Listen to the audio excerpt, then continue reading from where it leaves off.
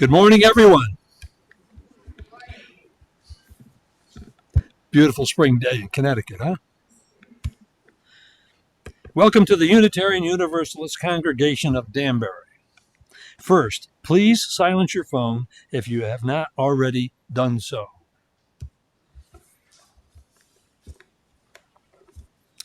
And my name is Joe Gelati, and I'm very pleased to be here this morning. My wife Karen and I have been attending services here since the mid 1990s, around 95 or so, and we were married down at the barn by Reverend O'Connell. O'Connell, right, Karen? O'Connell? Yeah. In 97. I've had the privilege of being the chairperson for adult education here at UUCD. I also was on the board of trustees. And I had an interesting thing happen in 2008. I decided that I was going to offer a chalice circle. For those of you that don't know, that's like a book group, and started in September 2008. And it was an 8-week session. And don't you know that it has continued on ever so I can't get out of it. It's continued on all the way up to currently. And now in June, we discontinue for the summer, but the group wants to continue again in September. So in September, it will mean the same chalice circle, spiritually speaking, will be continuing for the 15th year. So the Unitarian Universalist Congregation of Danbury has been gathering together for 200 years. And as we work to build a more just world, we respectfully acknowledge that our physical building is on the traditional land of the Pecosset people. I'm so glad that you're able to join us this morning because you are an essential part of our celebration today. Whether today is your first or 1,000th Sunday in our midst, in person or online, we are stronger because you are with us today. If you're new to our community and joining us online, we invite you to introduce yourself and where you're connecting from in the chat box as you are comfortable. At the conclusion of today's service, you will have a chance to participate in a breakout group with individual connection and deeper checking. If you are new and here in person, please fill out the visitor card at the table near the exit before you leave today. We are one people of many beliefs, many origins, sexualities, and gender. We are all growing, all learning, all loved, just as you are. You are welcome here today. And I'll touch on just, I think there's just 2 announcements. There's going to be a senior chair yoga class, 1-hour yoga class starting on June 6th. Sign up in advance if you're interested. And calling all young adults age 18 to 35 for a trip in June 10th to 12th in White Plains for friendship and worship.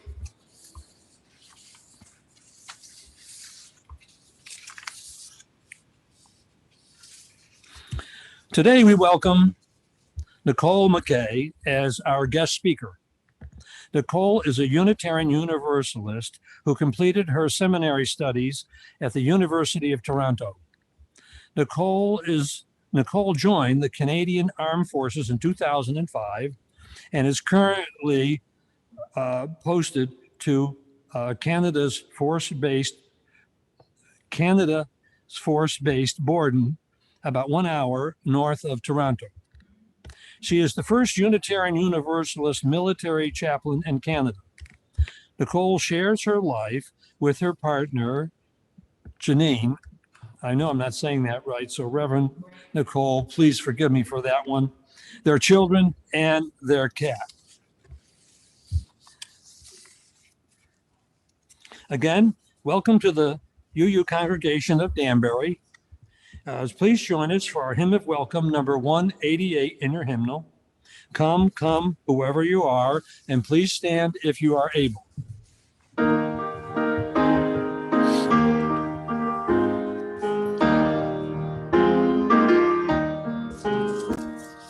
Come, come, whoever you are, wanderer, worshiper, lover of leaving. Ours is no caravan of despair. Come yet again, come. Come, come, whoever you are, wanderer, worshiper, lover of leaving. Ours is no caravan of despair. Come yet again, come.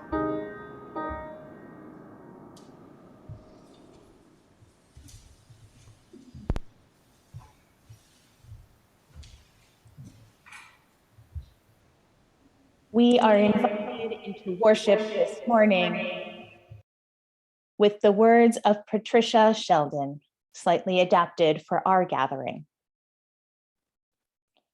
In this hour of holy stillness, we gather to honor the lives and the people we love, some of whom we have never personally met. In this hour of holy stillness, we remind ourselves that the flames of life and love are never fully extinguished. In this hour of holy stillness, we offer ourselves for sharing the weight of each other's grief. In this hour of holy stillness, we offer the strength of our love to help others survive their pain and grief. In this hour of holy stillness, we call forth from each of us the power we offer out of life, out of loss, and out of love.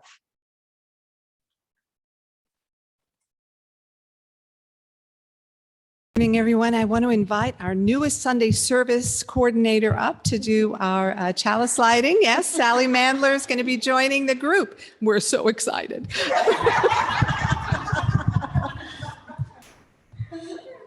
I'm glad you're excited, but I'm nervous. Please join me as we do the chalice lighting affirmation. Love is the spirit of this congregation, and justice is its light. This is our covenant, to dwell together in peace, to seek and speak the truth in love, to help one another, and celebrate life.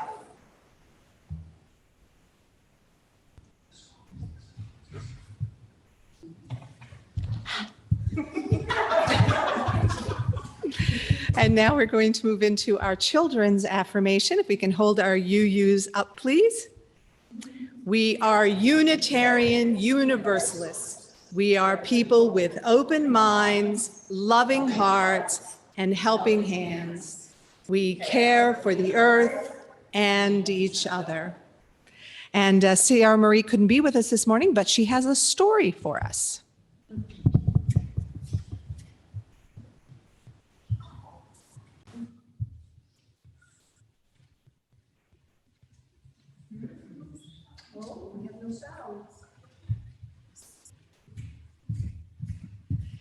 We don't have any sound in the sanctuary. Maybe Jenna will try again. We'll give just a minute here and see if she can figure that out. Good morning. I am so glad that even though I can't be there with you in person this morning, that I still get to share a story with you. This morning's story is a red promise story, and we can tell that in two ways. One is red, respect ourselves and each other. And we can also tell here, because there's a red underlay for our story, it looks kind of, to me, like a sunset too. You know, when the sky turns a little red. The first version of this story probably came from Ashanti people of Ghana in Western Africa. There once was a spider named Anansi. He had all of the wisdom in the entire world. The wisdom was given to him by the sky god named Nyame, and the wisdom was kept in a pot. Nyame had told Anansi that he had to share the wisdom. He looked into the pot and he learned many things like how to hunt and gather food, and he learned how to be good to his family and his friends. But he didn't want to share all the amazing knowledge he had found. I'm going to hide this wisdom, he thought. I'm going to go somewhere nobody else is, and I'm going to find a tree and hide it at the top of a tree. And so he did find a tree away from everyone. And he thought, oh, this is a good spot. Now I'll have all the wisdom in the whole world.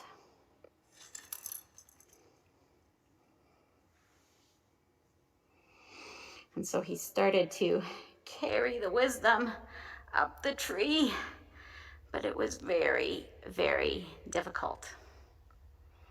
And right around then, his son, Intikuma, came upon the tree and saw his father struggling to get up the tree with the pot.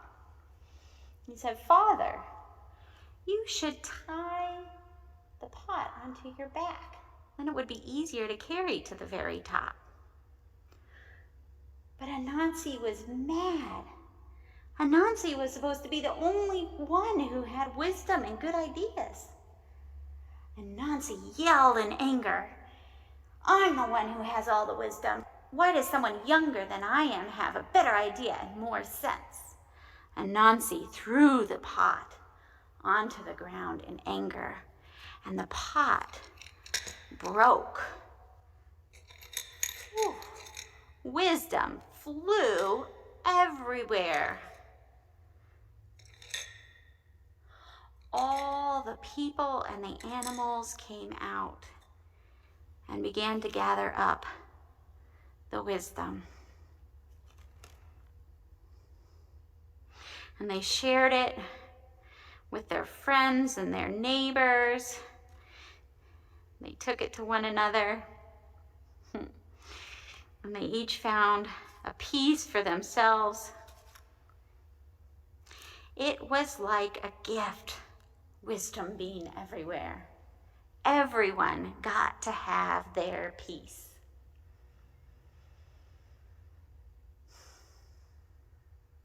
Because of Anansi and Intikuma, wisdom is everywhere. Each living creature with their own piece. I wonder what would have happened if Intikuma hadn't given Anansi a suggestion.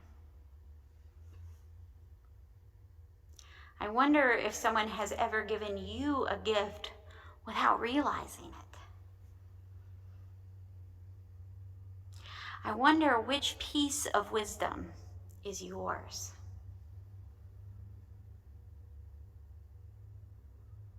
I wonder if you've ever shared wisdom or had it shared with you.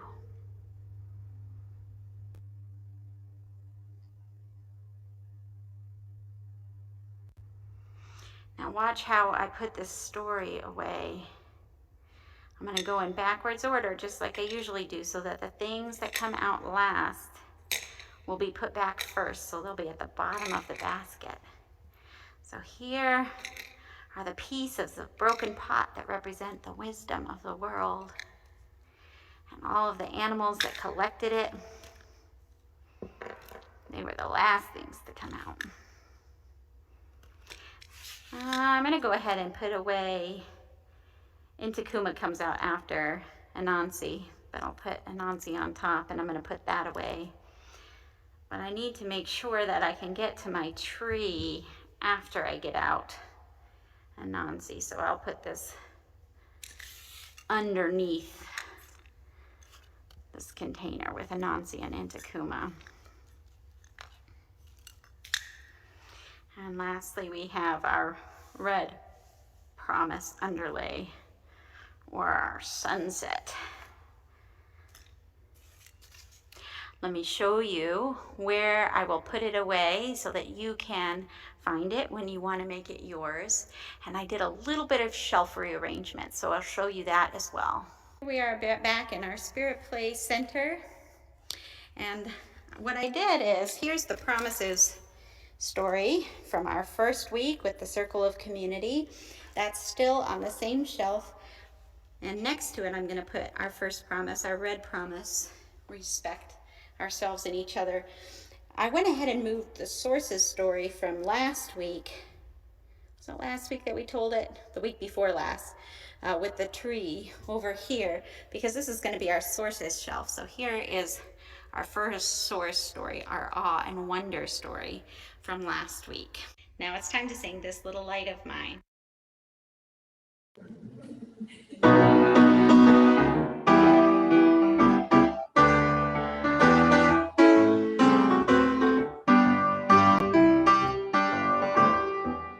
This little light of mine, I'm gonna let it shine.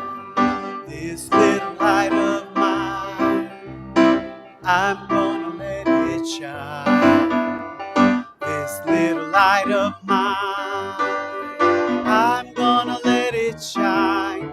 Let it shine, let it shine, let it shine.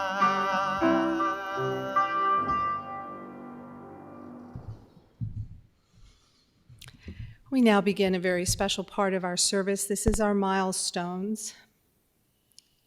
And I know that all of us today are sitting. This is for all of the milestones that we're holding in our hearts and not really feeling comfortable sharing, but know that this community will hold for you.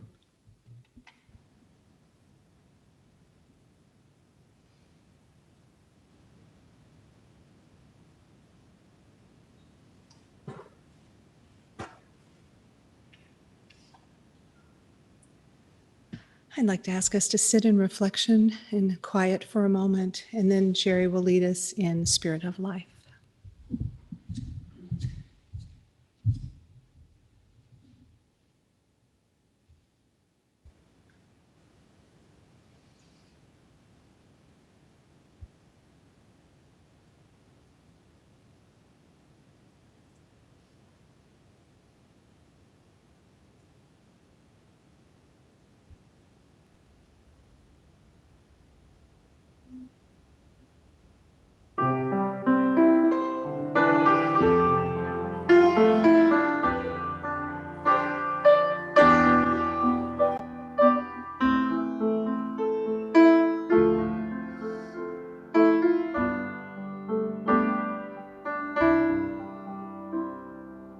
Spirit of life, come unto me.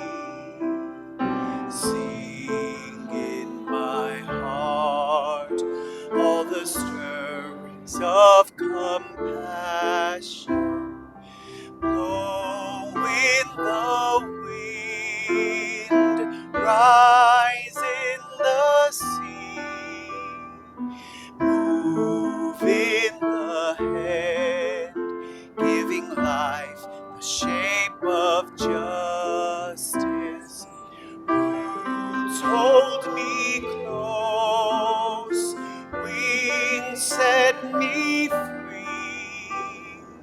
Spirit of life, come to me, come to me.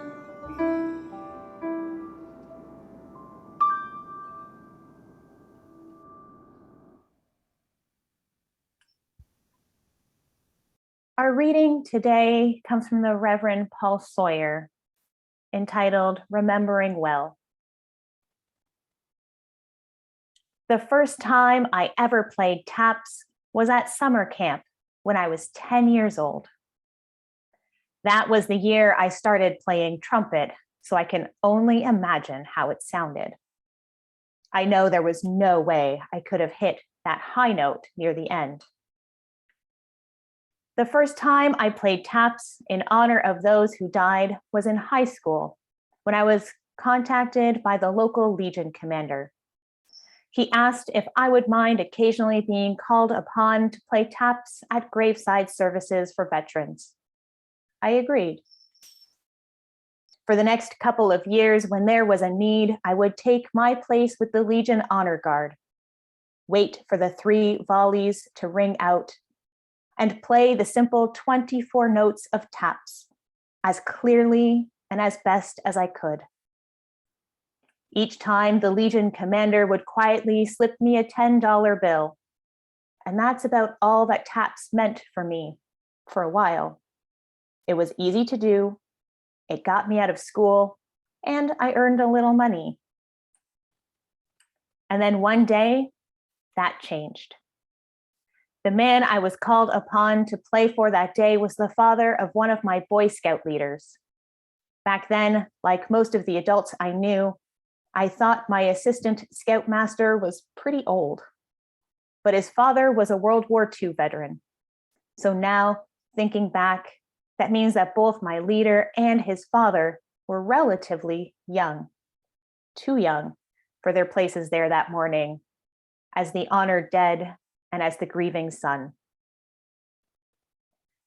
That day, as I began to play taps, this man, who I knew as a wise and kind and relatively hard in the old Boy Scout club, a wilderness leader sort of way, he fell to his knees, overwhelmed with tears. I'm not sure how I made it through the whole piece that day. But after that, I thought I might never be able to play taps again. Today, whether I'm playing it or hearing it, taps means something close to what it once meant, to the reasons for which it was originally written and originally used.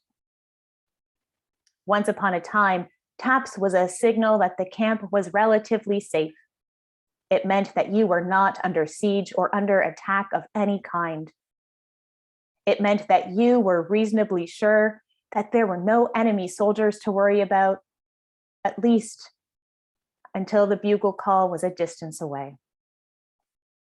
To a whole camp of soldiers, the notes of taps meant that unless you were on duty, you could close your eyes and sleep in peace. I didn't know that story or the sentiment all those years ago when I played taps for pocket money in the local cemetery. But in that meaning of taps, something speaks to me in my heart and soul about dying. And for those of us who remain, about remembering well.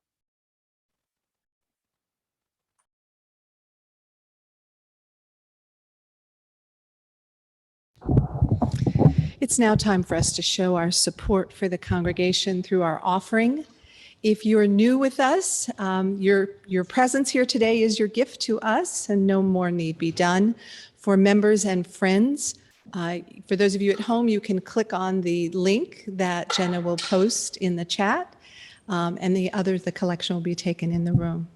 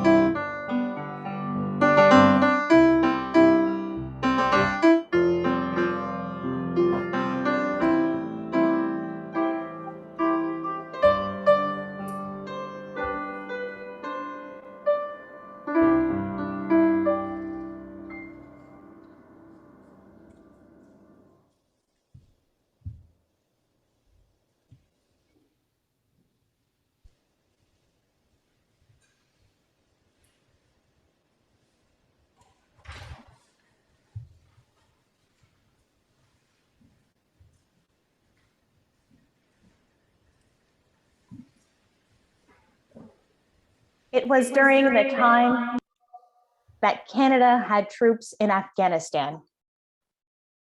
In the heat of the summer days, the email none of us wanted to see came out across the base. A ramp ceremony would be conducted that evening.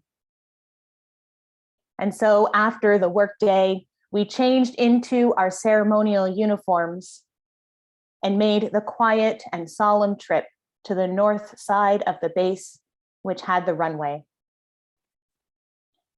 Standing at attention, we lined the path which led from the back of the CC-130 Hercules, a cargo aircraft, all the way to the Hertz.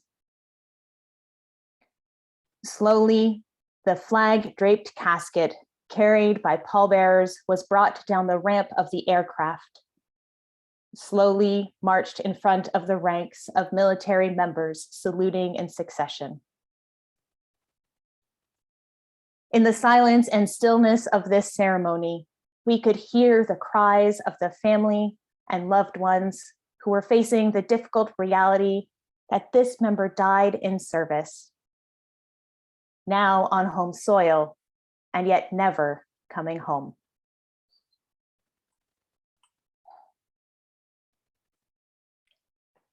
I had only been in the military for 1 year at this point, and I quickly lost track of the number of ramp ceremonies I attended that one summer. The cries of grieving families forever etched in my memory and in my heart as they mingle together in a chorus of grief. I do clearly remember one of the briefings before we took our places, where the chief warrant officer, the highest ranking non-commissioned member, told us quite clearly that under no circumstances were we to cry or display any emotion. On the tarmac, seeing the slow procession of the casket carrying the body of a loved one, someone who was leaving behind family and friends, colleagues, someone who is treasured and known, all while hearing the sobs of the family, it was not possible to stop the slow tears which would run down my cheeks. This person, even if we had not met, was part of the military family. My extended family, my family of choice. These were tears of compassion, and they were tears knowing that this could be any one of us. In putting on our uniforms, we made a choice, putting the lives of others before our own, or in the words of the Defense Ethics Program here in Canada, service before self. The uniform did not take away our humanity. Instead, it offers an opportunity to come closer to the truth of what it means to be human, to be mortal. I did not know then that these early experiences would prepare me for the reality of military service and the evolution of my career.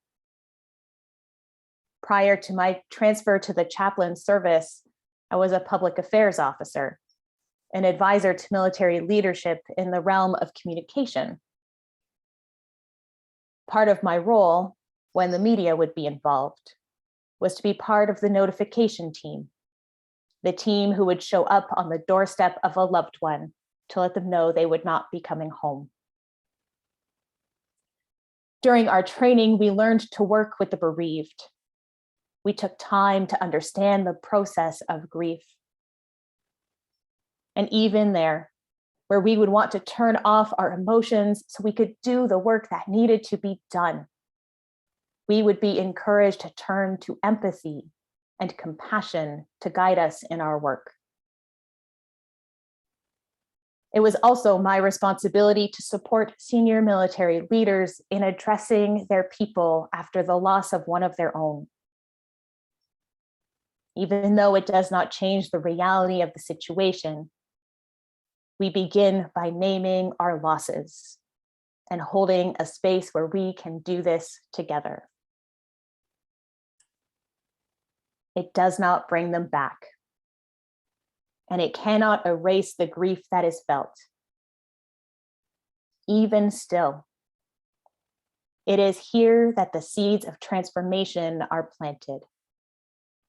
It is in these moments of gathering, moments where we stay in the truth of what happened, that we learn to be with the discomfort and we watch as it changes shape. As a chaplain, notification of the next of kin is but one important part of the work. Unitarian Universalist minister and Army military chaplain, Major George Tiger, recounts one of his experiences in this way.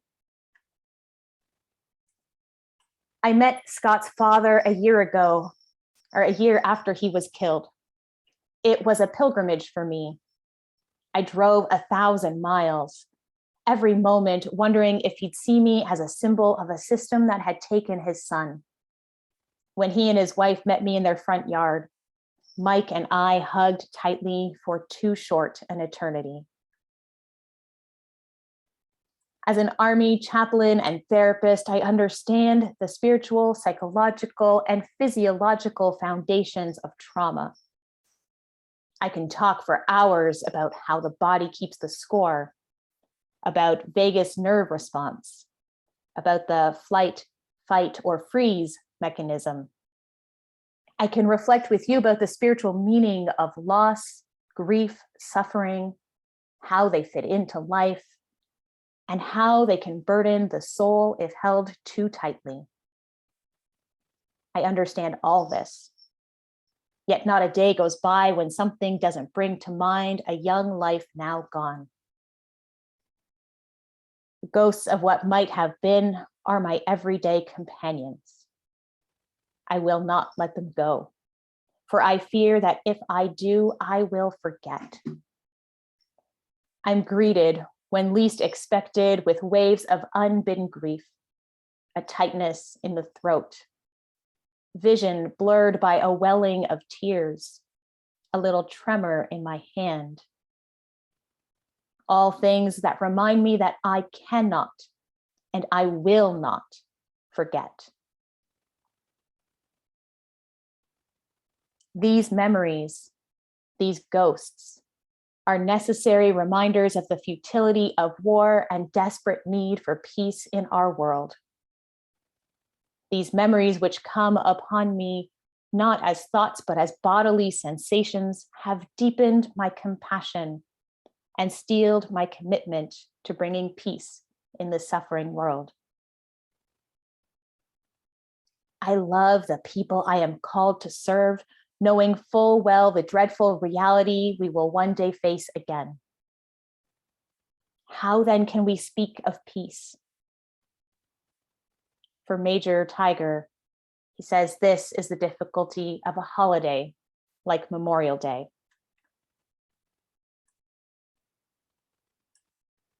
Our responsibility to remember is a commitment the military does not take lightly. It is one it takes up every day. Even when we come together for joyful celebration, we don't forget the wisdom passed down to us through the ages, that our joys and our sorrows mingle together. During mess dinners, festive meals where the tables are set with good dishes, where the whole unit participates and everyone is wearing their finest of uniforms. Almost like a parade, the dinner follows a particular script. There are many forks and glasses, perhaps more than one would be familiar with. There's a seating arrangement, just like a large wedding or other event with a guest list. The protocol of toasts after dinner includes a toast to the fallen. Not only that, but there is a table which holds a place of honor in the room. It has a white tablecloth, symbolizing the purity of their call to serve. A singular red rose in a vase as a reminder that there were loved ones at home who lived in the hope that they would come home again. A red ribbon tied around the vase, a symbol of determination for the continued search for those who are missing. A slice of lemon and a pinch of salt are the only food that will be on these plates, representing the bitterness of their fate and the tears shed by loved ones. The candle that is lit on the table represents the hope we hold for all who go to work, whether at home or abroad, that they will come home again. The glass is inverted because they are unable to toast with us that evening. And the chair remains empty. The stark reminder that they are no longer with us. This is the table for the fallen soldier. It is a memorial set up in our midst so that we never forget the lives of those no longer with us. These traditions are pieces of wisdom passed down to us from one generation of military members to the next. This is one of the pieces of wisdom I now hold and that I share as I meet others, like the creatures in our story. For the military, people who live their lives with the reality of death in their awareness, these traditions, these rituals help us encounter the truth.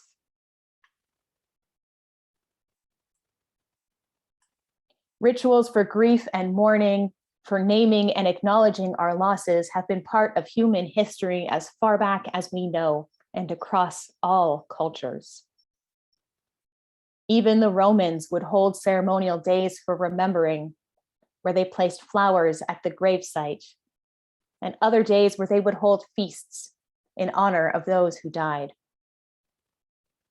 Our Jewish siblings of faith sit Shiva, a period of mourning where people come to support and care for the bereaved. We may commonly know funerals and celebrations of life, which bring us together in the finality of death and in ritualized storytelling. We engage in these rituals in communal spaces because they are collective losses. This means we have to transform our grief together.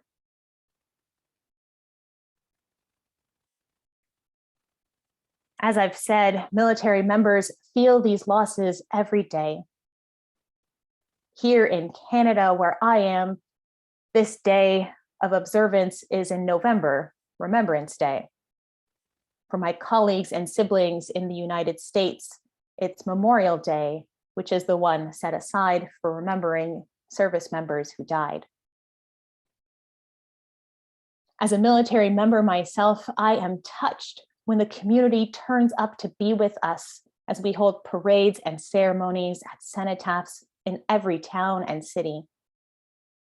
Since most of our days are spent on the base, a place separate from day-to-day activities of the wider society, it's on days like these when the community comes together to be with us side by side that reminds us these losses are not only our own, they are a loss for us all. And so we come together in grief. We mourn with one another. And it's also here that we begin to transform. Every year I look around and I take note that the community is present. We are held and remembered. Even when no words are directly exchanged, The presence of the community alone tells of our interdependence, our need for one another, our support for each other. It is on days like today, where we gather in community, that we engage in the sacred practice of remembering. Days like these asks us to commit ourselves to the work of memories. We have an opportunity to learn about the lives of these service members through storytelling, and these stories continue to be passed down through the ranks and through the generations. These are our ancestors, and their wisdom becomes part of the collective, one that lives beyond the boundaries of our physical beings. For many years, I worked with the Air Cadet program, similar in some ways to the Civil Air Patrol in the States. And one of the most meaningful times of the year for them was when they got to sit with veterans who shared stories of their own and those of friends lost during war and conflict. These veterans have carried these stories, and now they've invited these teenagers to hold these stories sacredly from one heart to another. This is the ongoing task of remembering, of intentionally calling to mind friends and colleagues, siblings and loved ones, which stirs up within us the truth of our human existence. We are mortal beings. Our lives have beginnings and they have endings. It is in our shared space that we make room for remembering together. The truth is, death and loss touch us all. Just as a pebble dropped in water creates ripples which goes out from the center, we feel the ripples in our own lives as we learn of those who have died. And it changes us. When we hear these stories, we hold our loved ones closer. We remember to say, "I love you." We open our hearts to listening and assuming good intention. We learn that we don't need to wait for particular holidays to use the good china for dinner or wear a special outfit which brings us joy. Death changes our lives, for we come to know and remember that every moment we have is precious. Every moment we have is precious because there are no guarantees on how much time we have. On this Memorial Day, may we remember the lives of service members in the fullness of their beings, both the joys and the sorrows. May we as a community come together, members of a living faith, to observe and witness and feel the collective grief, and remember that what touches the life of one of us affects us all. Let us not wait another year to remember. In the words of Lawrence Binyon, at the going down of the sun and in the morning, we will remember them, lest we forget.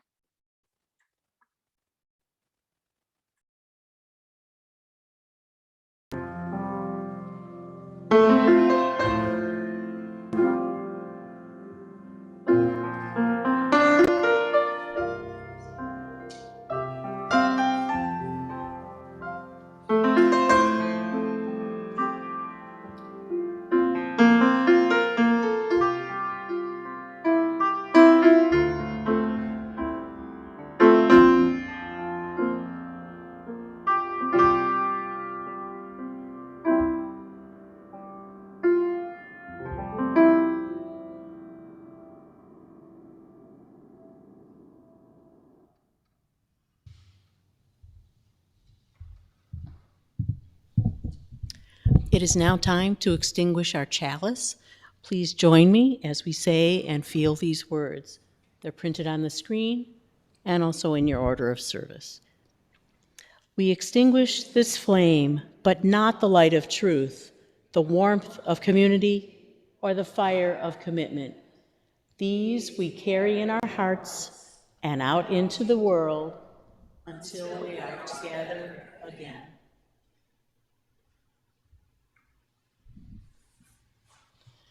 And now it's time for our hymn of celebration, number 298, Wake Now My Senses.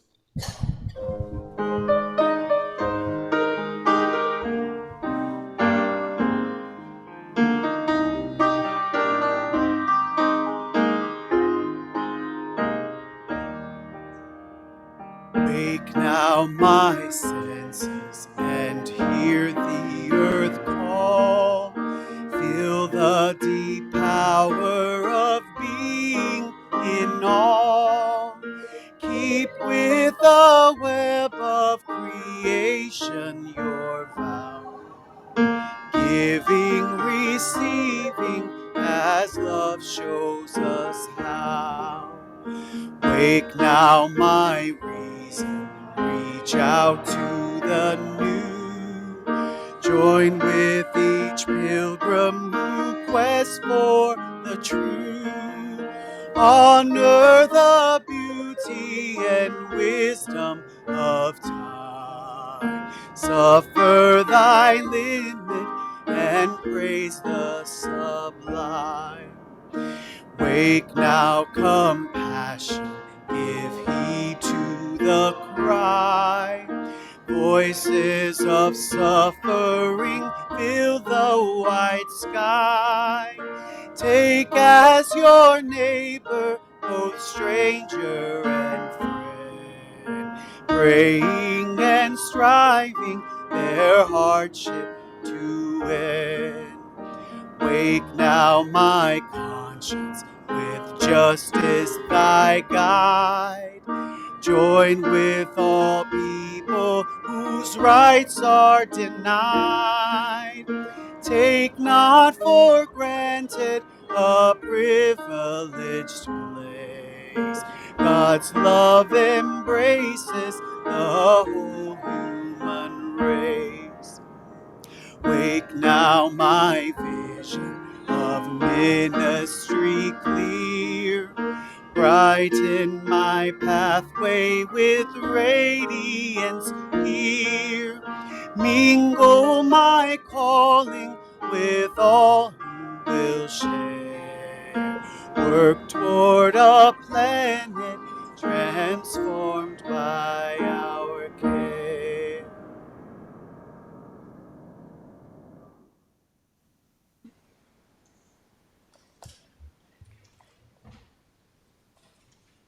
I invite us to close our service today in prayer. This is entitled For All Our Losses.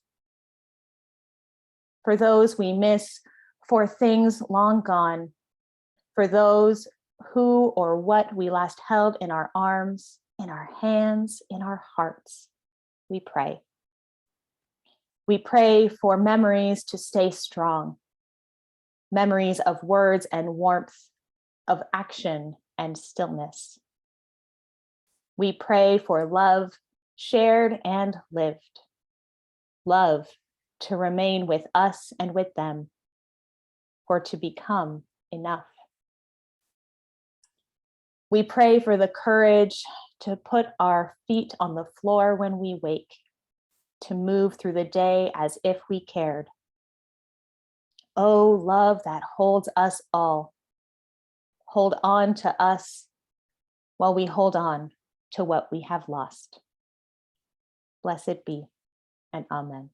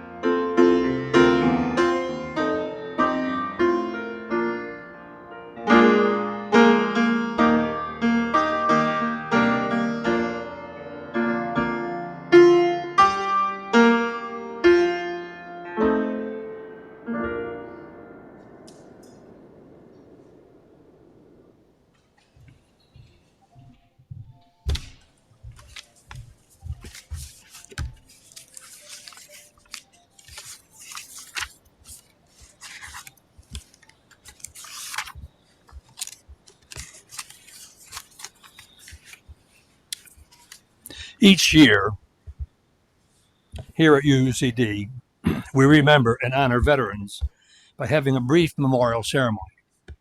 Memorial Day, as you know, is a day for honoring all U.S. military men and women who gave their lives in defense of the United States of America.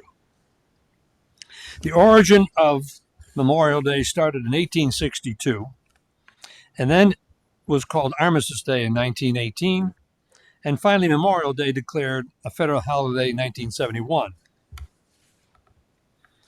Memorial Day is not to be confused with Veterans Day. Memorial Day is a day of remembering the men and women who died serving our country, while Veterans Day celebrates all U.S. military veterans. Well, Memorial Day marks the start of the summer barbecues, family vacations, a trip down to the shore, and parades. It's important to remember the true reason we celebrate the holiday. This May 30th honors the soldiers that dedicated their lives to fighting and dying for their country. There's nothing more noble than risking your life for your country. Throughout our nation's history, there has been a band of noble heroes who have given everything. And what is a hero? A hero is someone who has given his or her life to something much greater than oneself. There's a small segment of society that bears the burden and collectively mourns those lost in combat. Memorial Day offers an opportunity to celebrate the perseverance of those families who have endured such loss and know the real meaning of the holiday all too well. Memorial Day is a special time for Americans to reflect on the contribution of those 1 million who made the ultimate sacrifice for us. Because of their courage and these veterans, we enjoy the opportunity and freedoms we have today. I'd like to share with you just a few quotes about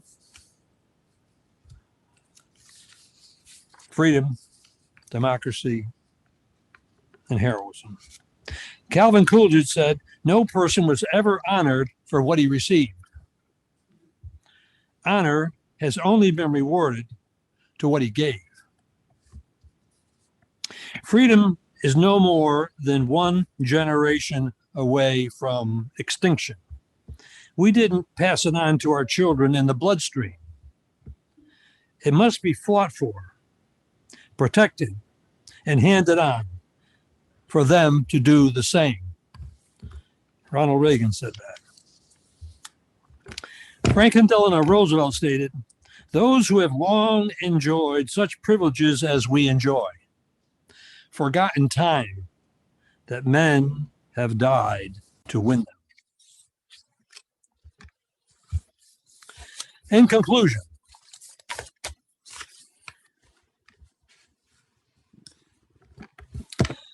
I would be remiss if I failed to say a few words on this Memorial Day about a recent member of our church, Lieutenant Colonel Michael Zakaria, who died a month ago at the age of 53. It is not uncommon for combat veterans to die prematurely due to wartime injuries and related stress after being discharged from the military. Lieutenant Colonel Zakaria was a combat veteran who served in Haiti, Somalia, and Iraq. He was awarded 2 Bronze Stars for valor and a Purple Heart for being wounded in action. Lieutenant Colonel ranks, the Lieutenant Colonel rank is considered a senior officer in the U.S. military. The next highest rank would be a full colonel, sometimes referred to as a bird colonel because of the insignia they wear on their epaulette. And the next highest rank would be that of a 1-star general. In his book, The Ragged Edge, which I have right here, he describes a firefight, which is a gun battle he was in when he noticed one of the insurgent rebels getting ready to fire an RPG. Now, an RPG is a rocket-propelled explosive grenade directly at his position. Before he could return fire, the rocket flew by him, striking a concrete wall directly behind him. The rearward explosion was so severe and generated such violent force that it blew Colonel Zakea up off his feet, up into the air, and it propelled him forward. As he was flying through the air, the blast force pushed him into and then knocking down two of his fellow Marines who were in front of him in the process of returning fire to the insurgents. When he came to his senses, he realized that he was seriously injured and a high volume of liquid was flowing down his legs. He wasn't sure if it was blood or urine or both coming from his kidneys. He was given emergency treatment by a field medic and loaded into the suicide seat of a Humvee vehicle. Now, the suicide seat is what we would normally call the passenger seat in our car. In a combat Humvee, which was most susceptible to attacks from roadside bombs, the passenger sitting in the right seat during this type of explosion would most likely be killed instantly. Just before leaving the horrific scene, two of his fellow Marines came running up to Colonel Zakea to inform him that they had hunted down the shooter in question and killed him. Upon completion of all of his combat tours, Lieutenant Zakaria suffered long-lasting physical pain and bouts of debilitating and very troubling emotional pain, what we know as post-traumatic stress syndrome. However, after his retirement and discharge from the Marines, Michael dedicated his life, passion, and energy to helping and serving other military combat veterans at a national level. Lieutenant Colonel Michael Zakea will be remembered here today. We're going to close by playing taps. This recording took place at Arlington National Cemetery, Memorial Day, 1999. So if everyone would please stand, put your right hand over your heart.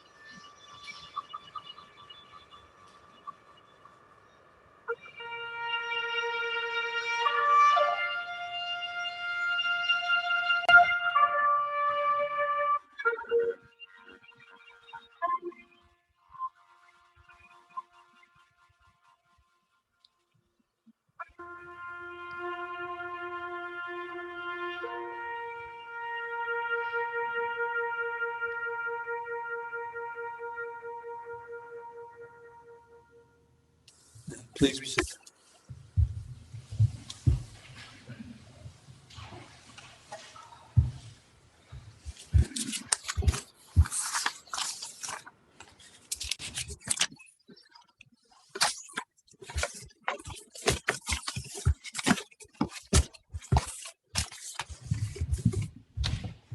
This concludes our service. Those of you at home, you're going to have an opportunity to join a breakout room. You'll be getting the link for that very shortly.